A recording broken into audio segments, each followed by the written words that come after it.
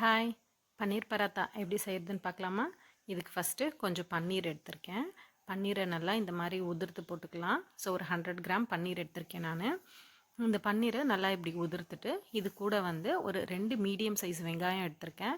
அதை நல்லா பொடியாக சாப் பண்ணி இந்த மாதிரி உதிர்த்து போட்டுக்கோங்க. இது கூட வந்து கொஞ்சமாக சில்லி பவுட்ரு சேர்த்துருக்கேன். கொஞ்சமாக சால்ட்டு, இது ரெண்டும் போட்டு மிக்ஸ் பண்ணிவிட்டு இது கூட கொஞ்சம் கொத்தமல்லி, ஒரு சின்ன பச்சை மிளகாய், இதையுமே நல்லா ஃபைனாக சாப் பண்ணிக்கலாம். ஏன்னா பச்சை மிளகாய் தெரியாத மாதிரி இருந்தால் தான் குழந்தைங்க சாப்பிட நல்லாயிருக்கும். ஸோ சின்ன பச்சை மிளகாய் தான் போட்டிருக்கேன். ஸோ இதை நல்லா மிக்ஸ் பண்ணி வச்சிடலாம். ஸோ இது மிக்ஸ் பண்ணுறதுக்கு முன்னாடியே நான் வந்து சப்பாத்தி மாவு பிசைஞ்சு வச்சுருக்கேன். கோதுமை மாவு தான் எடுத்திருக்கேன், மைதா மாவு எடுக்கல கிட்ஸுக்கு கொடுக்கறதால. ஸோ இது மாவு ரெடி பண்ணி வச்சுட்டேன். மாவு நல்லா ஊறிடுச்சு. இப்போ இந்த கொஞ்சம் கொஞ்சமாக மாவு எடுத்து இந்த மாதிரி ரவுண்ட் பண்ணி வச்சுட்டேன். ஃபஸ்ட்டு கொஞ்சம் எடுத்து இதை நல்லா ரவுண்ட் பண்ணி இந்த மாதிரி தரட்டிக்கலாம்.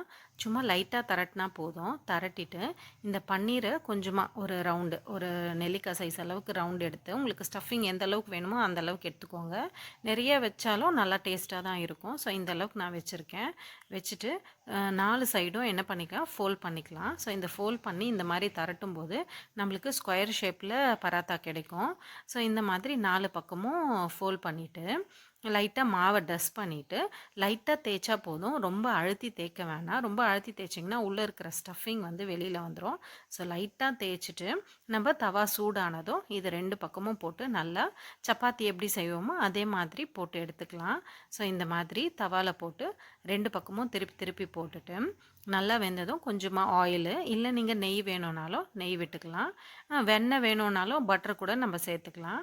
ஸோ எது தேவையோ அதுக்கேற்ற மாதிரி. நான் வந்து இப்போ ஆயில் தான் போட்டிருக்கேன். ஸோ 2 பக்கமும் போட்டு நல்லா இந்த மாதிரி டோஸ்ட் பண்ணி எடுத்துக்கோங்க. அவ்வளோதான், நம்ம சூப்பரான பராத்தா ரெடி ஆயிடுச்சு.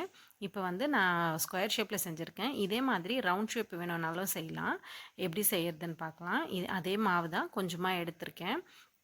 அந்த மாவை அதே மாதிரி லைட்டாக தரட்டிக்கிட்டு கொஞ்சமாக அந்த பன்னீர் மசாலா எடுத்து இதுக்குள்ளே வச்சு நல்லா ரவுண்ட் ஷேப்பில் இந்த மாதிரி ஃபோல்ட் பண்ணிக்கோங்க. ஸ்கொயர் ஷேப்பில் வேணும்னா அந்த 4 பக்கம் மடிக்கணும். இதுக்கு வந்து எல்லா பக்கமும் இந்த மாதிரி ஃபோல்ட் பண்ணிவிட்டு நல்லா தரட்டிக்கோங்க. இது அதே மாதிரி மாவு டஸ்ட் பண்ணி லைட்டாக நம்ம தரட்டினோன்னா நம்மளுக்கு அழகாக ரவுண்ட் ஷேப்பில் வந்துடும்.